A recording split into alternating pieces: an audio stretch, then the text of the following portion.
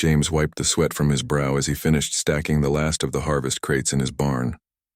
At 32, he had built a comfortable life on the agricultural colony of New Eden, far from the bustling core worlds where humanity's expansion continued at breakneck speed. His farm stretched across rolling hills of golden wheat and emerald vegetables, a testament to 20 years of hard work since he'd first arrived as a young colonist. The memory still haunted him sometimes. That day when he was just 10 years old, exploring the forest near the original settlement.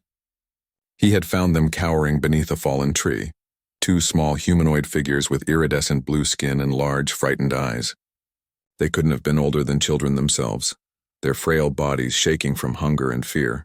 Without hesitation, young James had shared his packed lunch with them, sandwiches his mother had made, fresh fruit, and a thermos of milk. The alien children had devoured the food gratefully, their bioluminescent markings pulsing with what he would later learn was a sign of contentment among the Zephyrian people. When the colonial authorities arrived, alerted by James's parents, they discovered the children were survivors of a crashed Zephyrian scout ship. The species had been unknown to humanity until that moment. The girls, for they were indeed female, were taken to the medical bay and eventually returned to their people when a Zephyrian rescue vessel arrived 3 weeks later. James often wondered what had become of them. The answer came on a crisp autumn evening as he sat on his porch, watching the binary sunset paint the sky in shades of purple and gold. A sleek, crescent-shaped vessel descended from the clouds, its hull shimmering with the same iridescent quality he remembered from long ago. His heart skipped as the ship landed gracefully in his wheat field. Two figures emerged, and James's breath caught in his throat. They were tall now, graceful with the same blue-tinged skin and large eyes, but unmistakably adult. Bioluminescent patterns traced elegant lines across their faces and arms, pulsing with soft rhythm. They wore flowing robes that seemed to capture and reflect the dying light. James Richardson of New Eden, the taller one spoke, her voice melodious and carrying the slight harmonic quality typical of Zephyrian speech. Do you remember 2 hungry children you fed 22 years ago? James stood slowly, his heart pounding. Liza? And? He searched his memory for the second name he'd learned weeks later from the colonial reports. Vera, the second sister supplied with a gentle smile. I am Vera, and this is indeed Liza, my sister. You came back, James whispered, still hardly believing it. Liza stepped forward, her bioluminescent markings brightening. We never forgot your kindness, James Richardson. Among our people there is a sacred debt called the Veltar, a life bond formed when one shows pure compassion to another in their darkest moment. You fed us when we were lost, afraid, and starving. You asked for nothing in return. We have spent these years learning about your kind, Vera continued, her voice soft but determined.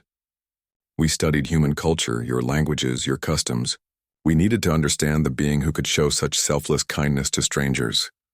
James felt overwhelmed. I was just a kid. Anyone would have— No, Liza interrupted gently. We have observed many species across the galaxy. Few show such instinctive compassion to the unknown. Humans are rare in this regard, and you, James Richardson, exemplified the very best of your kind. The sisters exchanged a glance, their markings synchronizing in a brief, beautiful light display. Vera reached into her robes and withdrew an ornate crystal pendant that seemed to hold starlight within its depths.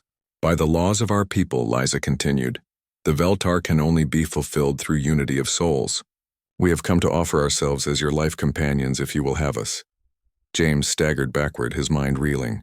You want to marry me, both of you? Among Zephyrians, it is not uncommon for sisters to share a life bond with one who has earned such devotion, Vera explained. Our bond to you is spiritual, forged by your act of pure humanity. We offer not just our companionship, but the alliance of our people with yours.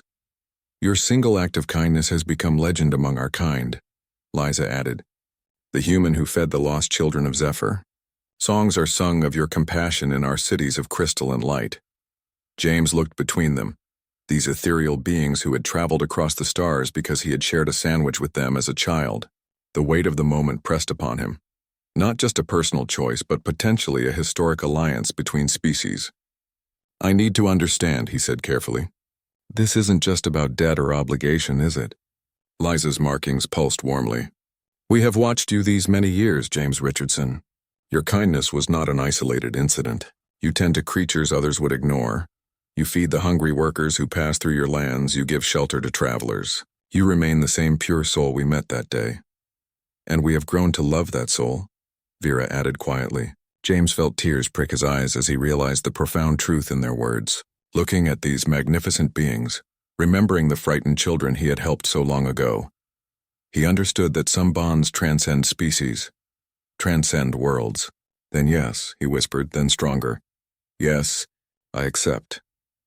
As the binary suns finally set behind the mountains, the three figures stood together in the growing twilight, bioluminescent patterns dancing like celebration fireworks across blue skin, while a human farmer learned that sometimes the greatest adventures begin with the smallest acts of kindness. The stars themselves seemed to shine brighter that night, as if the universe itself approved of this unlikely union, born from the simple human impulse to feed the hungry.